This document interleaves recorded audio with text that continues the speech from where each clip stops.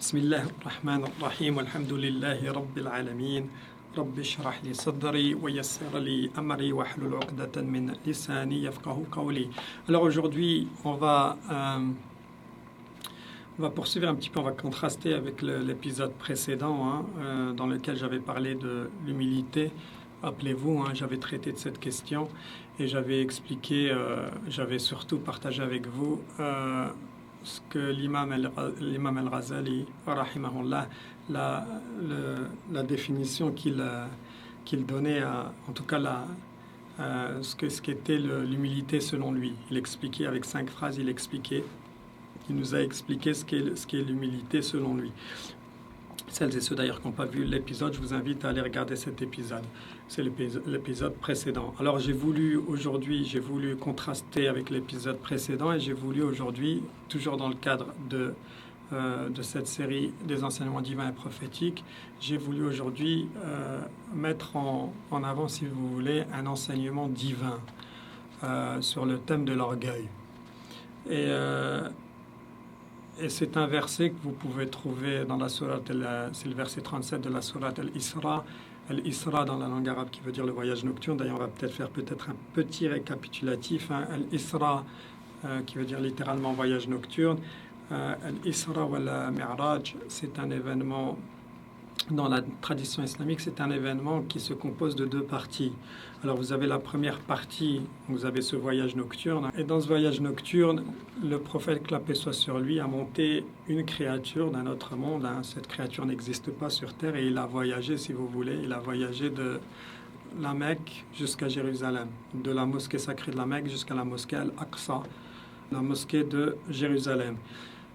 Et donc on a appelé ce voyage nocturne ou ce voyage de nuit, on a appelé ça Al-Isra. Et ensuite vous avez cette deuxième partie du voyage qu'on appelle Al-Mi'raj. Al-Mi'raj littéralement dans la langue arabe ça veut dire l'échelle, l'escalier.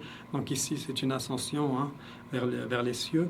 Donc c'est, si vous voulez, après que le prophète, après qu'il est arrivé à Jérusalem, il a fait une ascension spirituelle et céleste.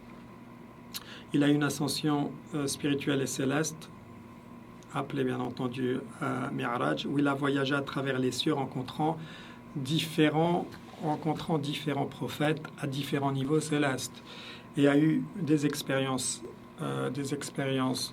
spirituelles significatives, y compris une communication directe avec Allah subhanahu wa ta'ala.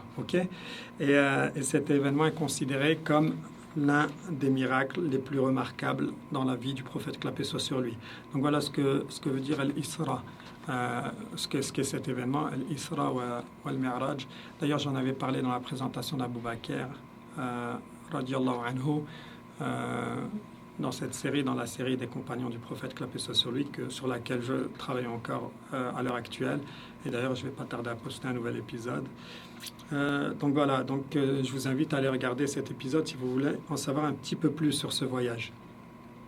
Et donc dans le verset 37 de la sourate Al-Isra, Allah nous dit بعد أن أقول أعوذ بالله من الشيطان الرجيم, Dieu nous dit ولا تمشي في الأرض مرحا إنك لن تخرق الأرض ولن تبلغ الجبال طولا.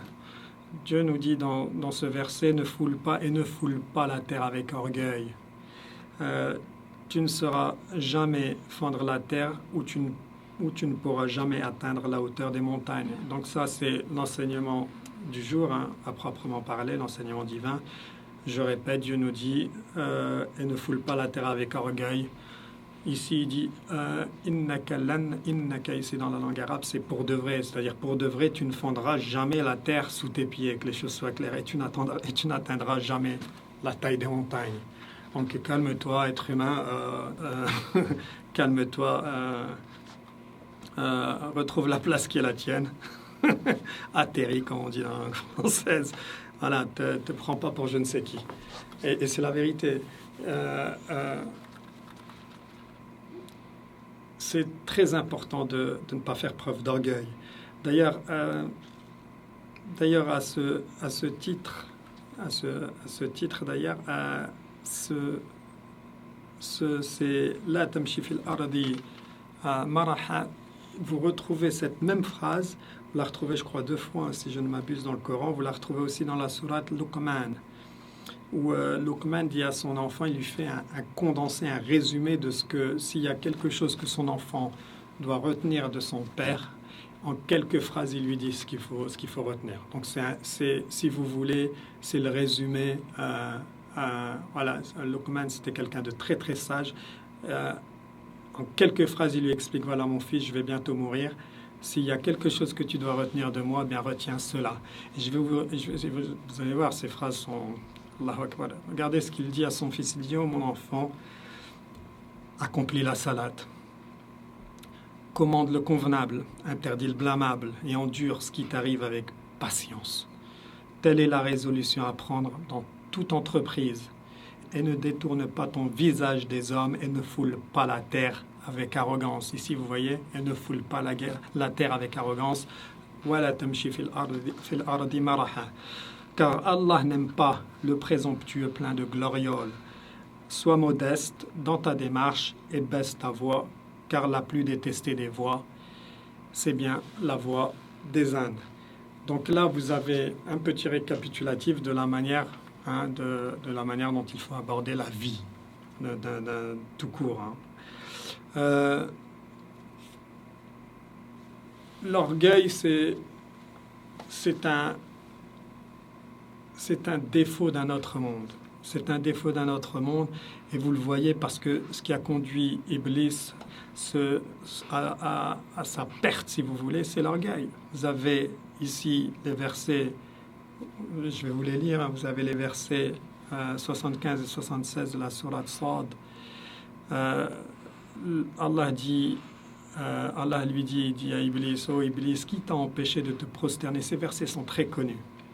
Mais pour vous dire, pour dire que,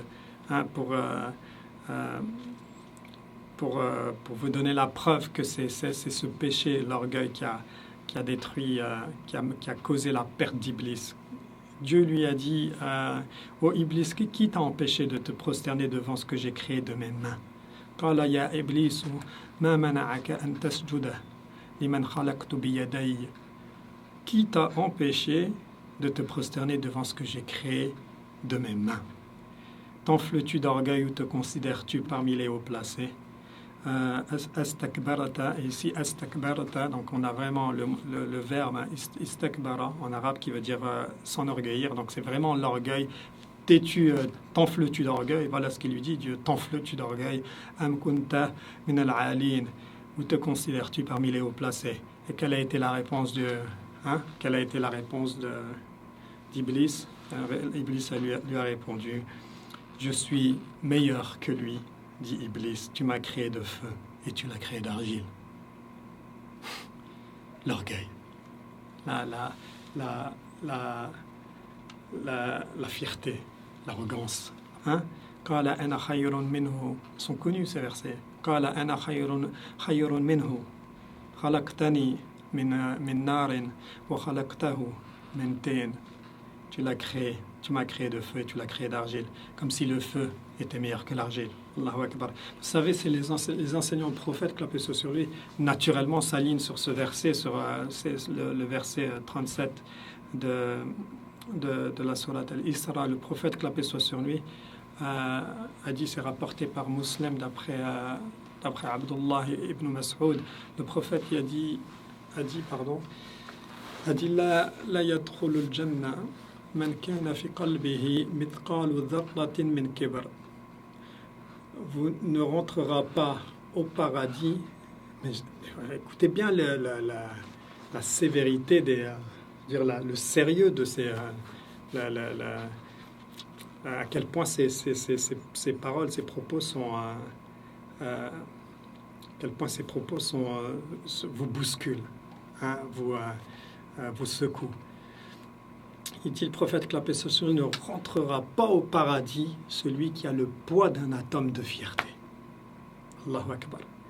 Et ça a tellement surpris quand il parlait aux compagnons, ça a tellement surpris les compagnons qui étaient autour. Il y a un compagnon il y a un homme qui a dit, Rajulu yuhibbu an yakuna thawbuhu hasanan wa na'luhu hasanatan.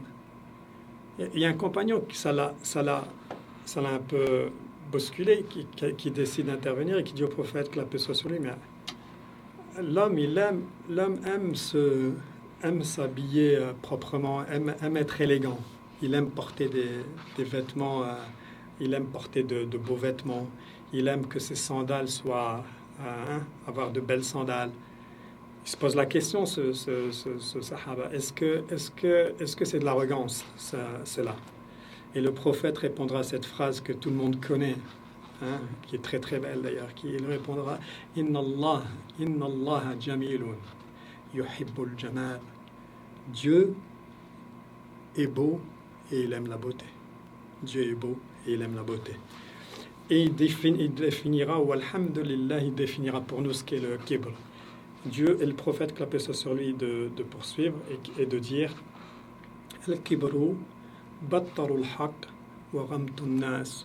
Battarul haq wa ghamtun nas. L'orgueil, qu'est-ce que c'est? Le prophète nous enseigne que l'orgueil, c'est refuser, si vous voulez, repousser, rejeter la vérité et se croire supérieur aux autres. Ramtun nas. Et être présomptueux face aux autres. Se croire beaucoup plus fort, beaucoup plus beau, beaucoup plus intelligent. C'est ça l'arrogance. C'est deux choses donc. Je tiens aussi à dire, par rapport à ce hadith, il y a un autre hadith qui est rapporté où le prophète, que la paix soit sur lui, dit un peu si vous voulez, en contraste avec le hadith précédent, le prophète, que la paix soit sur lui, nous dit ne restera pas en enfer celui qui a le poids d'un atome de piété dans le cœur. Et ça, c'est magnifique. C'est magnifique. Donc, pour toutes celles et ceux qui sont partis avant nous et qui n'ont pas prié, qui n'ont pas... ce hadith est magnifique parce que c'est de la baume au cœur. Vous savez, même si personne ne veut que Dieu protège, nous protège tous, personne ne veut passer par l'enfer, mais le cas échéant, le cas échéant, la bonne nouvelle, c'est que celles et ceux qui ont déconné, qui n'ont pas pris cette religion au sérieux, qui n'ont pas pratiqué leur religion, la bonne nouvelle, c'est que quoi qu'il arrive, de toute façon, s'ils ont un atome dans le poids, un atome de piété dans le cœur, alhamdulillah, ils finiront au paradis. Donc vous voyez encore une fois que la sunna, comme le Coran, sont contre la fierté, sont contre l'arrogance, sont contre l'orgueil. Donc c'est une définition, on a eu la définition prophétique, comme je vous l'ai dit, l'orgueil c'est refuser la vérité et se croire supérieur aux autres. C'est prendre quelqu'un de haut, c'est se sentir supérieur aux autres et refuser la vérité. Donc on a donné la définition, on est clair, on sait ce que c'est, et il est hors de question que l'on soit de ces gens-là. Et ce qui est marrant, c'est que, et c'est là encore une fois, Allahu Akbar, ce qui est marrant, c'est que moi qui grandis dans un quartier populaire, wallahi, quand on était plus jeune, on nous disait faut être fier. Attention, la fierté, c'est... faut être la fierté, c'est une qualité. Alors, est-ce que c'était par ignorance qu'on disait ça, ou est-ce que c'était mal dit? Parce que je pense que c'est un peu des deux. C'est un peu des deux. C'était mal dit, ou alors c'était de l'ignorance peut-être. Mais il n'y a pas de fierté en islam. La fierté, il faut s'en débarrasser. Il faut pas être fier, il faut pas être arrogant. Même cette histoire vous savez, cette expression française, une fierté mal placée. Une fierté mal placée. Ce qui sous-entendrait une fierté bien placée. Non. En islam, c'est clair, il n'y a pas de fierté tout court. Alors, s'il n'y a pas de fierté, il y a quoi? Il y a ce qu'on appelle en islam, dans la tradition islamique, on a cette notion de al-izza. Alors, c'est quoi l'izza? C'est l'honneur. Il ne faut pas être fier, mais attention, il faut avoir de l'honneur, avoir de la dignité. Et je vais illustrer ce propos. Je vais illustrer ce propos qui est intéressant. Un géant pour illustrer ce propos, Omar. Radiallahu anhu.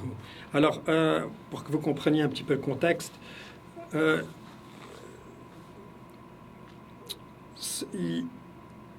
c'était à l'époque de la conquête de Jérusalem. Ok, appelé, à l'époque, on appelait ça Beit al-Maqdis. C'était comme ça qu'on appelait Jérusalem, qui est vers l'an 15 de l'Hégire, à peu près 636 de notre ère. Pendant le califat, c'était Omar radiallahu anhu qui était le calife. Et lorsque les musulmans conquirent la région de Cham, donc la Grande Syrie, et plus précisément, Jérusalem était dans cette région. Et c'était l'une des dernières grandes villes sous contrôle byzantin. Alors l'Empire byzantin, c'était l'extension, si vous voulez, vers l'est de l'Empire romain. C'est juste un petit rappel historique. Donc, encore une fois, Jérusalem, subhanallah, en plus on est en plein dedans aujourd'hui, Allahu Akbar. Encore une fois, Jérusalem, à l'époque du prophète, que la paix soit sur lui, n'était pas dans les mains des musulmans, est tombé dans les mains des Byzantins. Et Omar, sous son calife, radiallahu anhu, a décidé de récupérer Jérusalem. Et donc, il a envoyé une campagne militaire pour ce faire. Et dans cette campagne militaire, à sa tête, bien entendu, il y avait des géants à sa tête. Alors, et celui qui était vraiment à la tête de cette campagne n'est autre que Abu Ubaïda ibn al-Jarrah. C'était lui qui était l'un, d'ailleurs, c'était pas n'importe qui. Encore une fois, je vais peut-être faire un petit rappel historique ici. Abu Ubaïda ibn al-Jarrah faisait partie des 10 promis au paradis. Donc rappelez-vous, les 10 premiers, on avait qui? On avait Abu Bakrin fil Jannah, wa Umar fil Jannah, wa Uthman fil Jannah, wa Ali fil Jannah, wa Talha fil Jannah, wa Az-Zubayr fil Jannah, wa Abdul Rahman ibn Auf fil Jannah. Oui.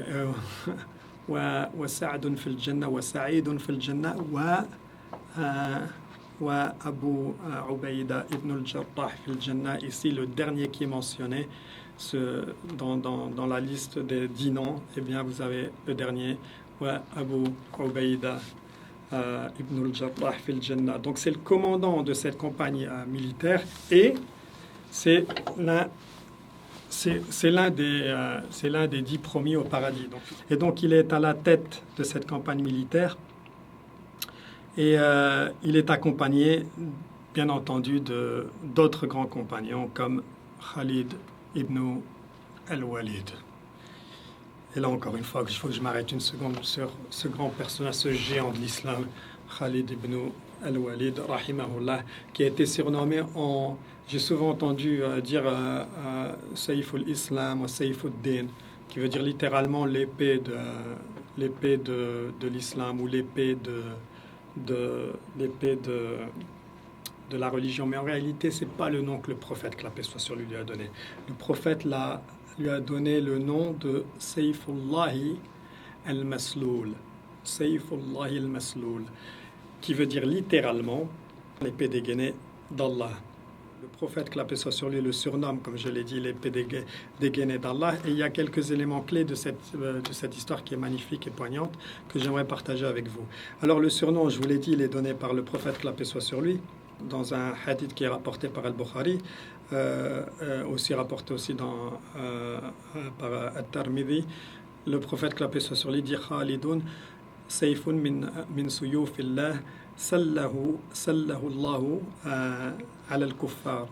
Donc Khalid est une épée parmi les épées d'Allah qu'Allah a dégainé contre les mécréants. Ok, voilà donc ici, c'est de là qu'on a tiré, puisque le nom de Saïfullahi al-Masloul. Ok, puisque c'est les propos, c'est carrément les propos du prophète.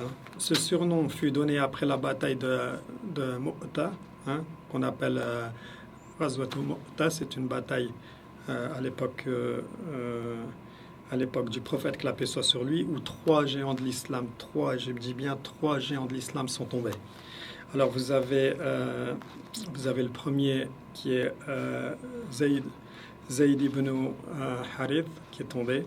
donc qui était, pour ceux qui ne le savent pas, qui était le fils adoptif du prophète, que la paix soit sur lui. Vous avez Ja'far ibn Abi Talib, qui est le frère de Ali ibn Abi Talib, Ali le calife, le quatrième calife pardon, de l'islam, hein, le dernier calife de l'islam, le cousin du prophète, que la paix soit sur lui. Hein. Donc, radiallahu anhu, donc son frère Ja'far qui est tombé, et vous avez bien sûr Abdullahi ibn Rawaha qui est tombé aussi. Et quand ces trois sont tombés, dans la tradition islamique, le commandant est celui qui porte l'étendard. Donc dès que le commandant tombe, hein, donc vous avez quelqu'un qui reprend l'étendard, qui devient le porte-étendard. Donc vous avez dans cet ordre précis, vous avez Zaïd, qui était le premier à porter l'étendard, qui était le porte-étendard, le premier porte-étendard. Vous avez ensuite Ja'far, le deuxième porte-étendard, et vous avez enfin Abdullah ibn Rawaha, qui est le dernier porte-étendard, et les trois tomberont. Et celui qui va reprendre l'étendard, hein, qui va devenir le porte-étendard, ce sera Khalid ibn al-Walid, radiallahu anhu, qui va sauver l'armée par une manœuvre militaire, brillante. Et ce qui reste surprenant, c'est que Khalid ibn al-Walid, radiallahu anhu, a toujours exprimé le souhait profond de mourir en martyr, donc de mourir en shahid, selon ses propres dires. Hein. On va y revenir dans une seconde. Donc Khalid ibn al-Walid était un guerrier exceptionnel qui participa à des dizaines de batailles victorieuses, telles que Mu'ta, Yarmouk, Qadasiyya, etc. Il déclara, écoutez bien ce qu'il a dit, il déclara sur son lit de mort, j'ai participé, lui qui a participé à tellement de batailles, voilà ce qu'il a déclaré sur son lit de mort. Il a dit: j'ai participé à de nombreuses batailles, et pas un espace d'un empan sur mon corps ne manque une blessure par une épée, une lance ou une flèche. Et me voici mourant dans mon lit, comme un chameau meurt. Que les yeux des lâches ne trouvent jamais le sommeil. Il faut dire Allahu Akbar. C'est quelqu'un, encore une fois, c'est quelqu'un qui dit ça juste avant de mourir. Hein. Une question qu'on peut se poser, et que les grands ulama d'ailleurs se sont posés, c'est pourquoi Allah ne lui a-t-il pas accordé le martyr? Pourquoi n'a-t-il pas répondu à sa prière, lui pourtant, qui était prêt à aller jusqu'à offrir sa propre vie, hein, pour Allah, son messager, que la paix soit sur lui, et pour l'islam. Donc pourquoi Allah ne lui a pas accordé ce souhait? Et les savants disent justement que cela fait partie du décret divin précis et sage. Le prophète, que la paix soit sur lui, l'a surnommé l'épée d'Allah, hein, comme on a dit tout à l'heure, l'épée dégainée d'Allah. Donc comment l'épée dégainée d'Allah pourrait-elle se briser ou tomber entre les mains de l'ennemi? C'est fort quand même. Hein. Allah a voulu préserver l'honneur de cette parole prophétique et ne laissant pas l'ennemi de l'islam tuer celui qu'Allah a dégainé. Allahu Akbar. C'est comme si Allah disait: ma parole sur lui est révélée, il est l'instrument de ma victoire, non l'objet de leur victoire. Non l'objet de la leur, en quelque sorte, de victoire. Autrement dit, c'est par lui qu'Allah fait triompher la vérité, et non eux les ennemis, c'est-à-dire, et non eux qui triomphent sur lui. Il est un moyen de mon triomphe, pas une cible du leur. Donc en gros ici, on voit bien que Allahu Akbar, hein,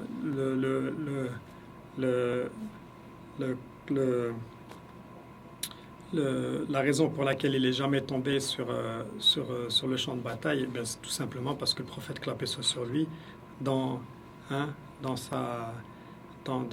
le surnom qu'il lui a donné, eh bien, dans la sagesse divine, il n'était pas question qu'il tombe sur... même si ce dernier voulait tomber sur le champ de bataille, voulait mourir en martyr, il n'était pas question que cela arrive, puisqu'il représente l'épée de Dieu, l'épée dégainée de Dieu, et l'épée dégainée d'Allah, ne peut pas tomber. Voilà, donc il était aussi accompagné, ils étaient donc le dernier compagnon de cette campagne de militaire pour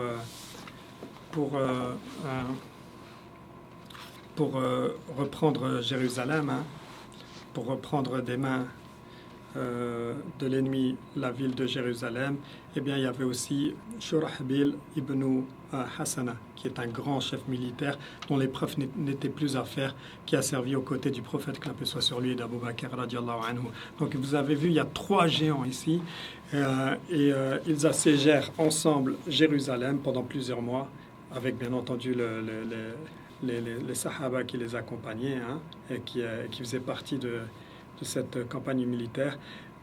Donc ils ont assiégé Jérusalem pendant plusieurs mois, mais la ville refusa de se rendre, sauf à une seule condition. Alors écoutez bien, c'est là où ça devient très très intéressant. Ils ont refusé, en tout cas la ville a refusé, si vous voulez, de se rendre face à ces géants, face aux musulmans, sauf à une seule condition. Alors, et la condition, c'était, accrochez-vous bien, hein, la condition, c'était que les clés de la ville soient, après sa reddition, donc que les clés de la ville après sa reddition soient remises exclusivement et personnellement au calife musulman Omar ibn al-Khattab. Donc, Allah l'agrée. Et qu'elles soient remises en personne par le patriarche chrétien Sophronius de Jérusalem. Donc Jérusalem était entre les mains de ce patriarche chrétien, hein, qui s'appelait Sophronius de Jérusalem. Et Sophronius de Jérusalem est très clair. Il dit, je ne remets pas les clés. Je ne les remets pas à qui que ce soit. Sinon, sauf, bien entendu, Omar. Donc c'est un truc de fou. Vous avez trois géants, hein, radiallahu anhum, et le patriarche chrétien Sophronius de Jérusalem refuse de rendre les clés de la ville aux Sahaba et insiste avec entêtement pour que ce soit Omar, que Dieu l'agrée, et personne d'autre. Et ici, il y a vraiment, ici, quand on regarde l'histoire, quand vous voyez quels sont ceux qui sont impliqués dans cette histoire, ben, il y a de quoi vraiment s'enorgueillir pour Omar radiallahu anhu. Et vous avez trois géants qui sont allés, qui sont allés qui ont cerné la ville, hein, de toutes parts. Et même comme ça, le Sophronius refuse de donner les clés.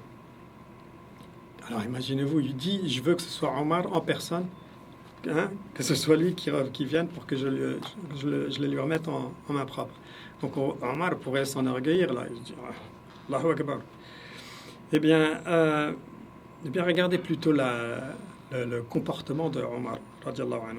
Une fois qu'il a été informé de cette demande, il décide d'entreprendre lui-même le voyage depuis Médine vers Jérusalem. Hein. Depuis Médine vers Jérusalem. Donc il arrive dans la région après des semaines de marche, vous imaginez bien, en toute simplicité, avec un seul serviteur et un chameau partagé. Il prend la route avec un serviteur et un chameau qui partagent. Le contexte, pour que vous compreniez mieux de ce qui va se passer par la suite. Omar décide d'avoir un arrangement avec son serviteur, un arrangement équitable. Les deux faisaient le voyage ensemble, donc Omar lui dit, écoute, ce qu'on va faire, on va alterner. Une fois, c'est moi qui va monter le chameau, et puis après, pendant un certain temps, et ensuite, voilà, on va alterner quand mon temps est terminé, hein, mon temps est fini, ben, je descends du chameau, et puis c'est toi qui montes sur le chameau, et puis c'est moi qui vais tirer, si vous voulez, la bride du chameau. Cet événement a marqué l'histoire. Quand Omar arrive sur les lieux, les Sahaba, bien entendu, sont déjà présents, radiallahu anhum, dont, bien entendu, Abu Ubaïda, qui est le commandant de cette campagne militaire. Il est présent sur les lieux avec le patriarche Sophronius. Tous ces gens-là sont aux portes de la ville pour accueillir le calife de l'islam, Omar. Et dans ce contexte précis, une scène mémorable va se produire et marquer l'histoire. Écoutez bien. Omar, quand il entre dans la région du Cham, précisément à Jérusalem, pour recevoir les clés de la ville après sa reddition, au moment exact où lui et son serviteur arrivent, eh bien, vous allez tomber à la renverse. C'est Omar qui est à pied, radiallahu anhu, et c'est le serviteur qui est sur le chameau. C'était son tour. Et Omar, lui, tire l'animal. On parle du calife, hein. Je ne sais pas si vous vous rendez compte. Hein. C'est comme pour que vous fassiez un petit peu pour que vous percutiez un petit peu. C'est comme si vous avez un chauffeur, vous avez un président, vous avez son chauffeur, et puis c'est le chauffeur qui est derrière, et puis c'est le président qui conduit la voiture. Allahu Akbar. Les spectateurs sont stupéfaits, y compris les Sahaba, bien entendu, radiallahu anhum, et le patriarche chrétien qui voit, lui aussi est stupéfait, puisqu'il voit le Sophronius, le patriarche chrétien, qui voit le calife musulman à pied, radiallahu anhu, tirant un chameau sur lequel un serviteur est assis. Omar se déplaça donc en personne depuis Médine, incroyable, il aurait pu se déplacer, on parle du calife de l'islam, le deuxième calife de l'islam, il aurait pu se déplacer avec une armée, il aurait pu se déplacer avec un somptueux cortège royal, avec une armée, même s'il avait voulu, comme je l'ai dit. Mais non, il arrive avec son serviteur. Il arrive avec son serviteur. Et il est vêtu de vêtements simples. Il est vêtu de vêtements simples, partageant le trajet avec son serviteur, comme je l'ai dit, alternant le fait de monter le chameau, je l'ai dit, symbole clair d'humilité ici. Vous voyez bien, encore une fois, c'est tellement vrai. Il arrive, il est vêtu de vêtements simples, partage son trajet avec son serviteur. Vraiment, c'est l'humilité à son paroxysme. Alors immédiatement, Abu Ubaïda ibn al-Jarrah, il intervient tout de suite. Il est d'ailleurs accompagné des autres Sahaba dont on a mentionné les deux grands tout à l'heure. Et donc il arrive et il suggère à Omar radiallahu anhu de changer ses habits pour quelque chose de plus élégant, pour quelque chose de plus digne en quelque sorte d'un chef victorieux rencontrant les dignitaires de l'Empire byzantin, qui, rappelons-le, je l'ai dit plus tôt, c'est l'extension de l'Empire romain, donc on parle d'un empire ici. Donc il est sur le point de rencontrer les dignitaires d'un empire. Donc, il y a Abu Ubaïda qui dit, Abu Ubaïda Ibn al-Jarrah qui lui dit un peu de présentation quand même. Un peu de présentation. Au moins Abu Ubaïda, il ira jusqu'à lui dire au moins monte sur le chameau, ne serait-ce que pour l'image. Ne serait-ce que pour l'image, monte au moins sur le chameau, s'il te plaît, Omar. Radiallahu anhu. Il faut savoir qu'ils ont fait le voyage, pour vous dire encore une fois, Omar, radiallahu anhu, ils ont fait le voyage, comme je vous l'ai dit, sans somptueux cortège, sans armée, un seul serviteur, un seul chameau, un peu de provisions. On est vraiment... vous imaginez bien que tout est calculé par Omar, il n'y a rien qui est fait par hasard. Et là, vous avez, bien entendu, et ça m'a touché, vous avez Omar qui va se contrarier, c'est de la contrariété mélangée à de la colère. Il va dire cette phrase, je vous assure, elle est marquée à l'encre d'or dans la roche. Il va dire Nahnu qawmun a'azzana Allahu bil-Islam. Nahnu qawmun a'azzana Allahu bil-Islam. Ça me donne des frissons, je vous assure. فمهما ابتغينا العزة في غيره أذلنا الله. Nous sommes un peuple qu'Allah a honoré par l'islam. Si nous cherchons l'honneur dans autre chose que cela, Allah nous humiliera. On doit comprendre, nous musulmans, il ne faut pas avoir de fierté, ça c'est clair et net, il ne faut pas avoir d'orgueil. Mais au moins, il faut comprendre une chose, c'est qu'il faut avoir de la izza, il faut avoir de l'honneur et de la dignité. Et notre honneur, nous, dans cette communauté, c'est l'islam. C'est rien d'autre, c'est l'islam. Si vous voulez chercher l'honneur dans autre chose que l'islam, Allah va nous humilier. Allah va nous humilier.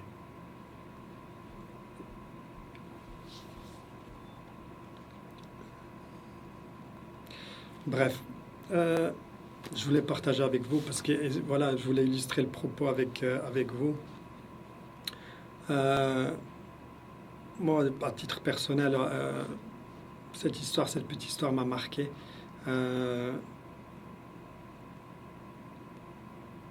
Ici, on a une petite explication pourquoi Omar a dit cela. Mais pour rappeler aux musulmans que la véritable dignité, écoutez ces quelques phrases, pour rappeler aux musulmans que la véritable dignité, la véritable force viennent de la foi, de la sincérité, de l'obéissance à Allah, et non pas des apparences et du prestige mondain.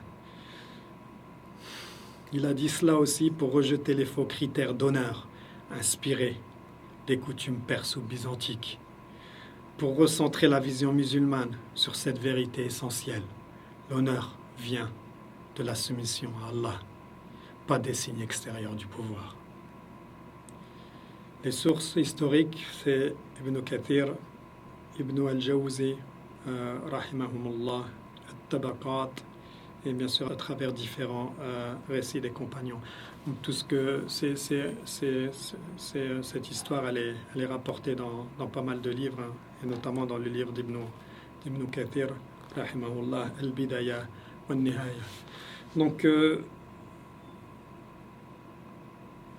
c'est aussi, je voulais, avant de terminer cette petite présentation,